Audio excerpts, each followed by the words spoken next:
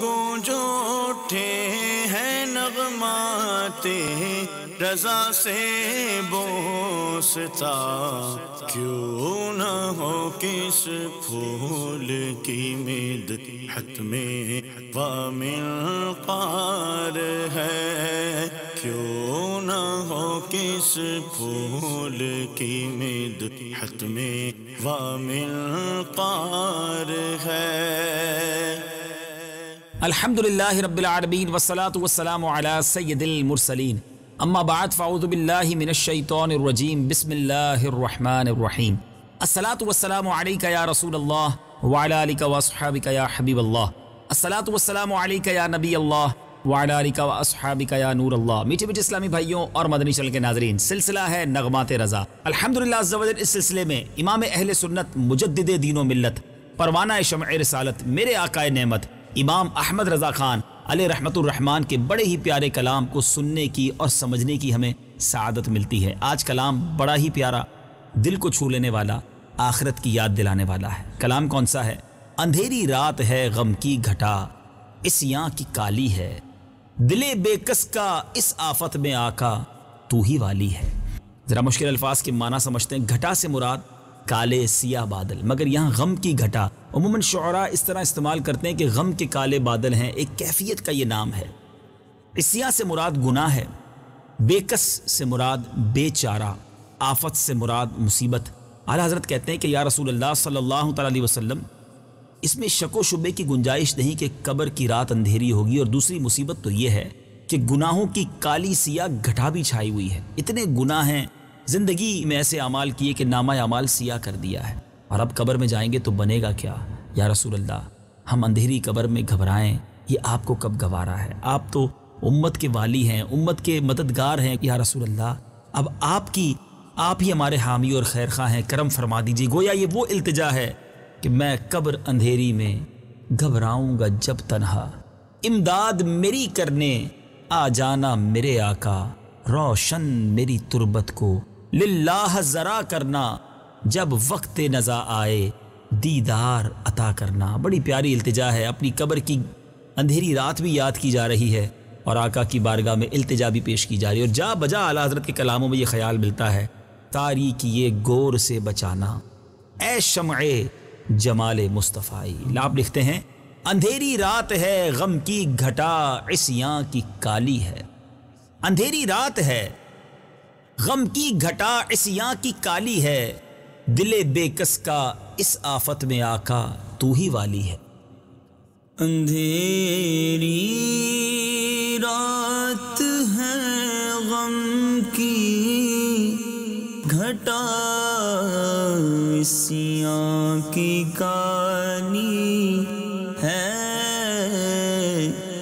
اندھیری رات ہے غم کی گھٹا، عصیاں کی کالی ہے،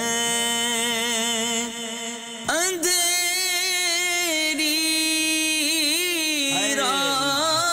رات ہے غم کی گھٹا، عصیاں کی کالی ہے،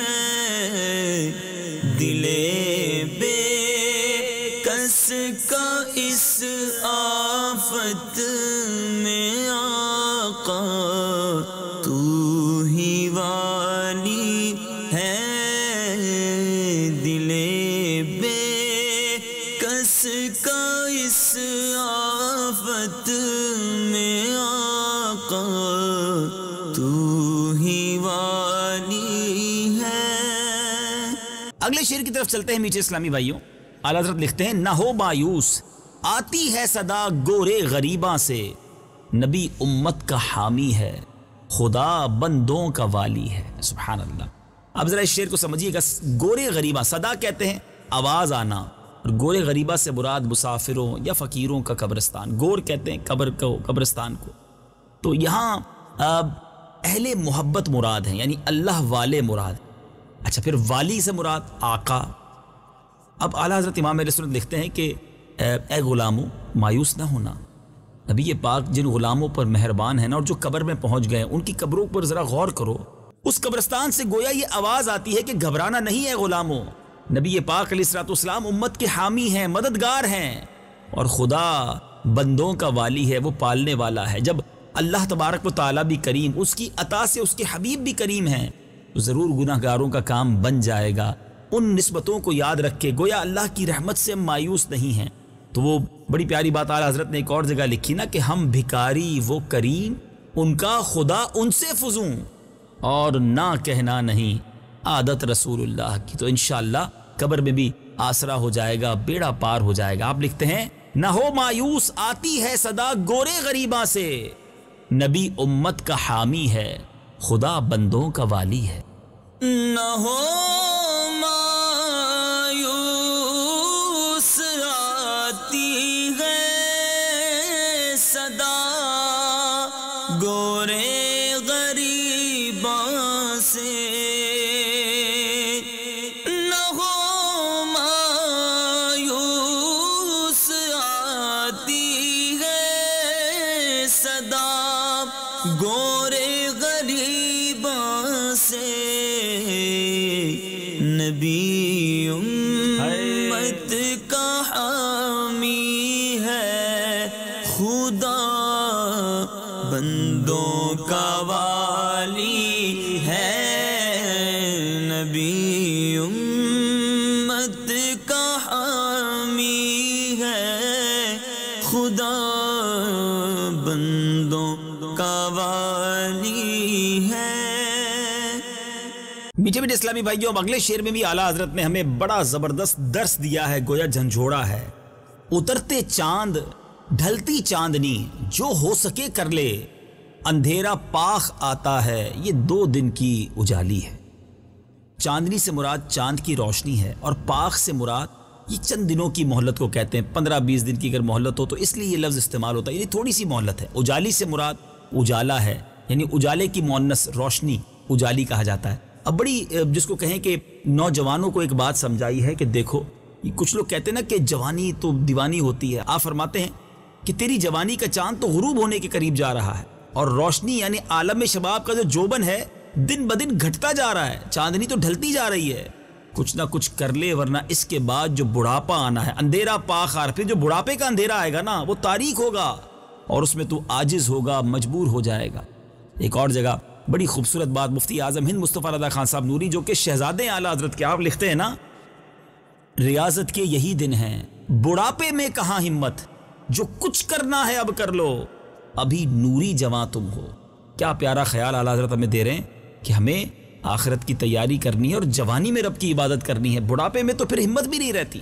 آپ لکھتے ہیں اترتے چاند ڈھلتی چاندنی، جو ہو سکے کر لے، اندھیرا پاخ آتا ہے، یہ 2 دن کی اجالی ہے. اترتے چاند ڈھلتی چاندنی، جو ہو سکے کر لے، اندھیرا پاک آتا ہے، یہ 2 دن کی اجالی ہے. اندھیرا پاک آتا ہے، یہ 2 دن کی اجالی ہے. آخرت کی یاد دلا رہے ہیں. آپ لکھتے ہیں ارے یہ بھیڑیوں کا بن ہے، اور شام آ گئی سر پر، کہاں سویا مسافر، ہائے کتنا لا ابالی ہے. بن کہتے ہیں میٹھے اسلامی بھائی جنگل کو، سنسان جگہ جنگل کو کہا جاتا ہے. سر پر، شام آ گئی سر پر، یعنی اب آخری وقت سر پر آ گیا ہے، وقت آ پہنچا ہے. لا ابالی کہتے ہیں غافل، بے پرواہ. اعلیٰ حضرت لکھتے ہیں کہ یہ دنیا تو بھیڑیوں کا جنگل ہے، ایمان کے ڈاکو ہیں، اعمال کے ڈاکو ہیں، ہمیں برائیوں کی طرف لے جانے والے لوگ ہیں، مال بھی لوٹ جاتے ہیں اور کچھ لوگ ایمان بھی لے جاتے ہیں. اور اس ایسی کیفیت میں تو اتنا لاپرواہ ہے کہ تو نے اب جناب شام بھی آ گئی ہے سر پر، کیونکہ اب کبھی بھی یہ سفر کمپلیٹ ہو جائے گا نا، اور تو غفلت کی نیند سویا ہوا ہے. یہ بالکل وہی خیال ہے جو اعلیٰ حضرت نے اپنے ایک اور کلام میں ہمیں سمجھایا نا، سونا جنگل رات اندھیری، چھائی بدلی کالی ہے، سونے والوں جاگتے رہیو، چوروں کی رکھوالی ہے۔ آنکھ سے کاجل صاف چرا لیں یا وہ چور بلا کے ہیں، تیری گٹھڑی تاکی ہے اور تو نے نیند نکالی ہے۔ یعنی اتنے سارے پرابلمز ہوں، اتنی ساری یوں سمجھیے کہ ایمان کے خلاف سازشیں ہو رہی ہوں، گناہوں کا سیلاب آیا ہوا ہو، اور ہم غفلت کی چادر تانے سوئے رہیں، اپنا خیال بھی نہ رکھیں، اپنے اعمال کی فکر بھی نہ کریں، اپنے ایمان کی حفاظت کے بارے میں بھی نہ سوچیں، تو ایسے غافل کا تو پھر حال بڑا برا ہوتا ہے۔ بڑا خوبصورت میسج ہے، کاش ہم سمجھنے میں کامیاب ہوں۔ آپ لکھتے ہیں، ارے یہ بھیڑیوں کا بن ہے اور شام آ گئی سر پر، کہاں سویا مسافر، ہائے کتنا لاؤبالی ہے۔ ارے یہ بھیڑیوں کا بن ہے اور شام آ گئی سر پر، ارے یہ بھیڑیوں کا بن ہے اور شام آ گئی سر پر، کہاں سویا مسافر، ہائے کتنا لاؤبالی ہے، کہاں سویا مسافر، ہائے کتنا لاؤبالی ہے۔ اعلیٰ حضرت نے اس کلام میں واقعی بہت جھنجھوڑا ہے۔ اب دیکھیں کیا آپ فرما رہے ہیں، اندھیرا گھر اکیلی جان، دم گھٹتا دل اکتاتا۔ اندھیرا گھر اکیلی جان، دم گھٹتا دل اکتاتا، خدا کو یاد کر پیارے وہ ساعت آنے والی ہے۔ اب یہاں اعلیٰ حضرت امام اہل سنت کیا کہہ رہے ہیں، پہلے ذرا مشکل الفاظ کے معنی سمجھیں۔ دم گھٹتا یعنی سانس رکتا ہے، دل اکتاتا یعنی دل بیزار ہوتا ہے، ساعت سے مراد وہ گھڑی، وہ لمحہ آنے والا ہے۔ اللہ اکبر، یہ کس طرف اشارہ ہے کہ دنیا کے گھر میں تو تجھے بڑی فکر ہوتی ہے نا، کہ گھر روشن ہو، ہوادار ہو، ویسٹ اوپن ہو، بڑا گھر ہو، روشن ہو۔ کبھی آخرت کے یعنی قبر کے جو گھر ہے اس کی فکر کی ہے، جہاں سخت اندھیرا ہوگا، سانس بھی رک جائے گی، دل گھبراتا ہوگا۔ اے اللہ کے بندے، اللہ کو یاد کر لے، کیونکہ ان قریب وہ وقت آنے والا ہے، ہم سب پر آنے والا ہے نا، ہم سب نے قبر میں جانا ہے۔ ہمیں کیوں فکر نہیں ہے کہ قبر روشن ہوگی کہ نہیں، گھر روشن ہو اس کی فکر ہے۔ یہاں لائٹ چلی جائے تو نیند نہیں آتی، گرمیوں میں پنکھا، اے سی چاہیے، سردیوں میں کمبل اور گرم پانی چاہیے۔ قبر میں کیا کریں گے، کبھی سوچا؟ خدا کو یاد کر پیارے وہ ساعت آنے والی ہے۔ اے کاش ہم اسی دنیا میں اپنی قبر کو روشن کرنے کی فکر کر لیں۔ کیا خوبصورت، کیا دل کو مو لینے والا، دل کو جھنجھوڑنے والا یہ میسج ہے۔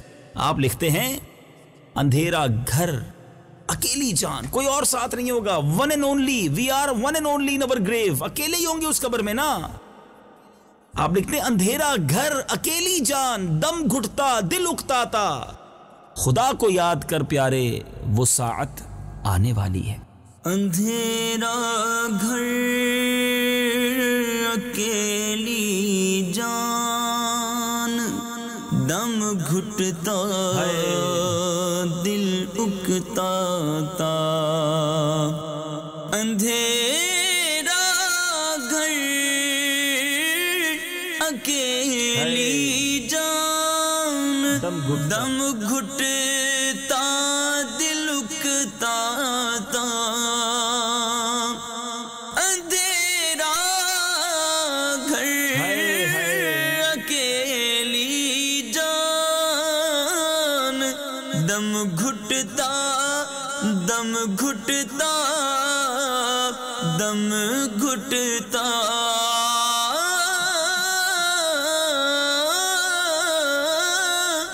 اندھیرا گھر اکیلی جان، دم گھٹتا دل اکتاتا،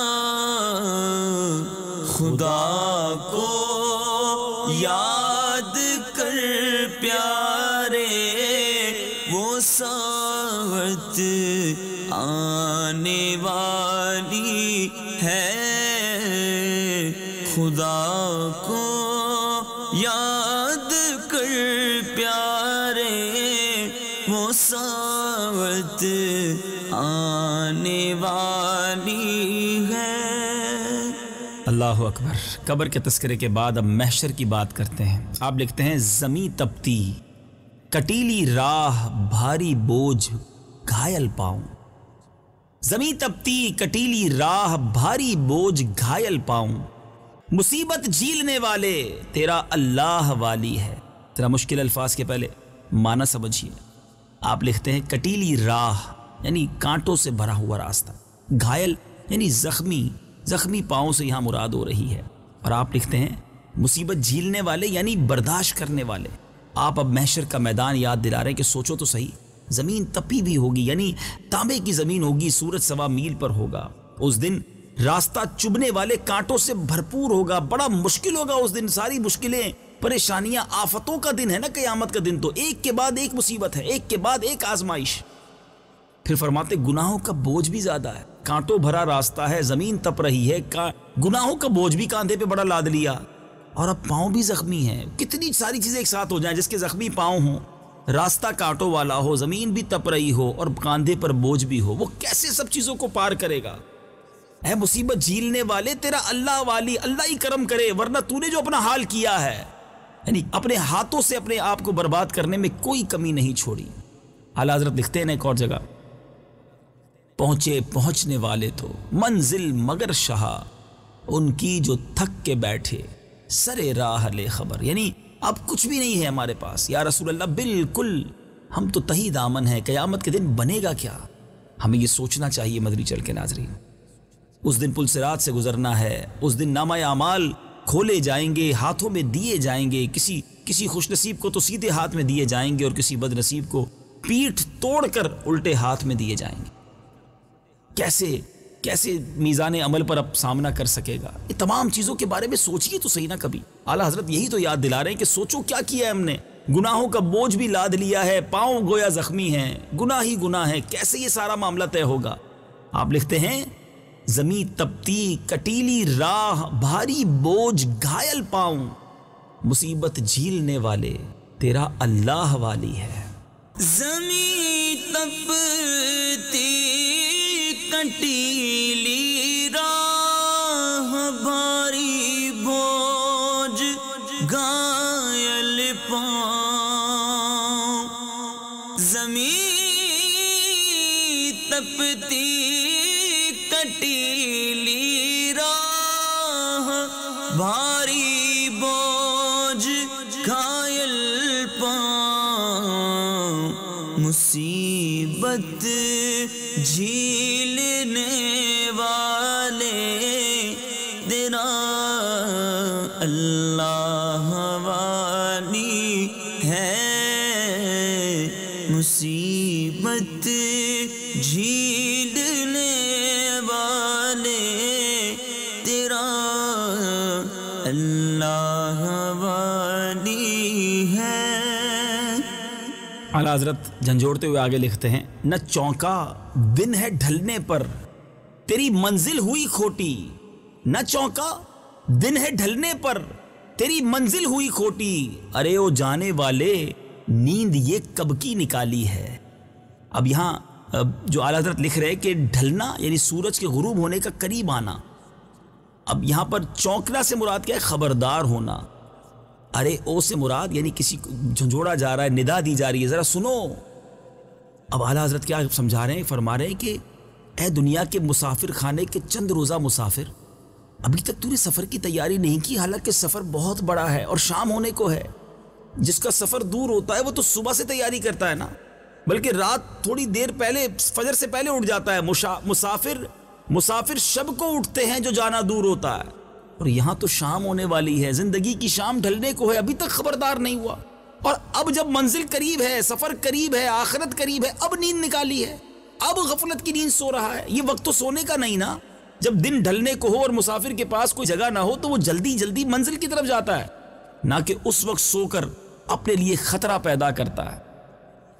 بڑی پیاری جھنجھوڑنے والی بات ہے، اور یہ اعلیٰ حضرت نے کئی کلاموں میں یہ اسلوب اختیار کیا ہے۔ گھر بھی جانا ہے مسافر کے نہیں، مت پہ کیا مار ہے، کیا ہونا ہے، دور جانا ہے رہا دن تھوڑا، راہ پرخار ہے، کیا ہونا ہے۔ خدا را آخرت کی تیاری کیجیے، اور اعلیٰ حضرت کے اس کلام سے سبق حاصل کیجئے۔ اعلیٰ حضرت لکھتے ہیں نہ چونکا دن ہے ڈھلنے پر تیری منزل ہوئی کھوٹی، ارے او جانے والے نیند یہ کب کی نکالی ہے۔ نہ چونکا دل ہے ڈھلنے پر تیری منزل ہوئی کھوٹی،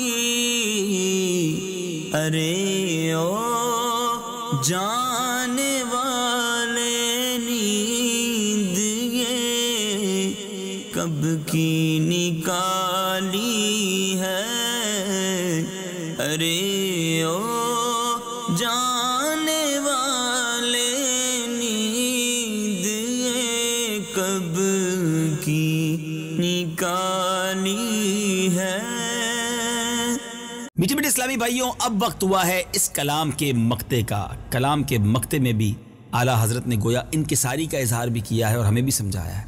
آپ لکھتے ہیں رضا منزل تو جیسی ہے وہ ایک میں کیا سبھی کو ہے، رضا منزل تو جیسی ہے وہ ایک میں کیا سبھی کو ہے، تم اس کو روتے ہو یہ تو کہو یہاں ہاتھ خالی ہے۔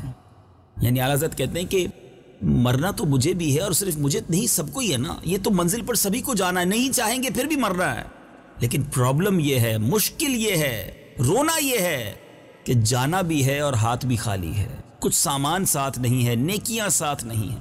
مرنے سے تو انکار نہیں کیا جا سکتا، مگر موت کی تیاری تو کی جا سکتی ہے نا۔ قبر میں جانا ہے یہ سب کو پتا ہے، مگر قبر روشن کرنے کا سامان تو کیا جا سکتا ہے۔ مدنی چینل کے ناظرین، ویسے ایک بات میں پوچھنا چاہتا ہوں آپ سے، کبھی آپ نے ایسا دیکھا ہے کہ کسی کے گھر پر کوئی خط آئے یا کوئی میسج آئے کہ جناب آپ کے 30 دن رہ گئے ہیں، توبہ کر لیجئے، اللہ کو راضی کر لیجئے، خوب گڑ گڑا کر دعائیں کر لیجئے، اس کے بعد آپ نے دنیا سے جانا ہے؟ ایسا نہیں ہوتا۔ آپ بھی جانتے ہیں کہ کئی بار ایسا ہم نے سنا کہ صبح بندہ گھر سے نکلا، گھر والوں کو یہ کہہ کر گیا کہ شام اتنے بجے آتا ہوں، یہ والا کھانا تیار کر کے رکھنا، بندہ نہیں آتا، اس کا جنازہ آتا ہے۔ جب اتنی مختصر سی زندگی ہے، ہمیں پتہ ہی نہیں ہے۔ جی ہاں، یہ سلسلہ ختم ہونے تک میں بیان کر سکوں گا کہ نہیں، اور آپ جو مدنی چینل کے ناظرین مجھے سن رہے ہیں، آپ اس کے اختتام تک اسے سن بھی سکیں گے کہ نہیں، اتنی دیر کی بھی گارنٹی نہیں ہے ہمارے پاس۔ پھر کیوں ہاتھ خالی ہیں، پھر کیوں تیاری نہیں ہے؟ اعلیٰ حضرت نے خود تو انکساری فرمائی ہے، آپ تو اللہ کے ولی ہیں، بڑی نیکی ہیں ان کے پاس، مگر ہمارے پاس کیا ہے؟ ہم کیا لے کر ساتھ جائیں گے؟ بے نمازی ہو کر جائیں گے، قرآن بغیر پڑھے جائیں گے، حرام سے آنکھوں بھر کے جائیں گے، حرام کا مال کما کر پیچھے چھوڑ کر جائیں گے؟ ذرا سوچئے نا، ایسے کام کر کر جائیے کہ جب قبر میں جائیں تو قبر جنت کا باغ بن جائے۔ اعلیٰ حضرت لکھتے ہیں رضا منزل تو جیسی ہے وہ ایک میں کیا سبھی کو ہے، تم اس کو روتے ہو یہ تو کہو یہاں ہاتھ خالی ہے۔ رضا منزل تو جیسی ہے وہ ایک میں کیا سبھی کو ہے، رضا منزل تو جیسی ہے وہ ایک میں کیا سبھی کو ہے، تم اس کو روتے ہو یہ تو کہو یا ہاتھ خالی ہے، تم اس کو روتے ہو یہ تو کہو یا ہاتھ خالی ہے، دلے بے کس کا اس آفت میں آقا تو ہی والی ہے۔ سبحان اللہ، سبحان اللہ۔ مدنی چینل کے ناظرین، آپ نے سنا کلام، کاش ہم سبق بھی حاصل کریں، اپنی آخرت کی تیاری بھی کریں، اپنے گناہوں سے توبہ کریں۔ مدنی چینل یہی تو کوشش کر رہا ہے کہ ہمارے دلوں کا زنگ دور ہو اور ہم بھی اللہ کے پسندیدہ بندوں میں شامل ہو جائیں۔ مدنی چینل دیکھتے رہیے، اس کی دعوت بھی دیتے رہیے۔ اگلے سلسلے نغمات رضا میں ایک اور کلام رضا لے کر حاضر ہوں گے۔ صلو علی الحبیب صلی اللہ تعالی علی محمد صلی اللہ علیہ وسلم۔ گونج گونج اٹھے ہیں نغمات رضا سے بوستا، کیوں نہ ہو کس پھول کی مدحت میں وامنقار ہے، کیوں نہ ہو کس پھول کی مدحت میں وامنقار ہے۔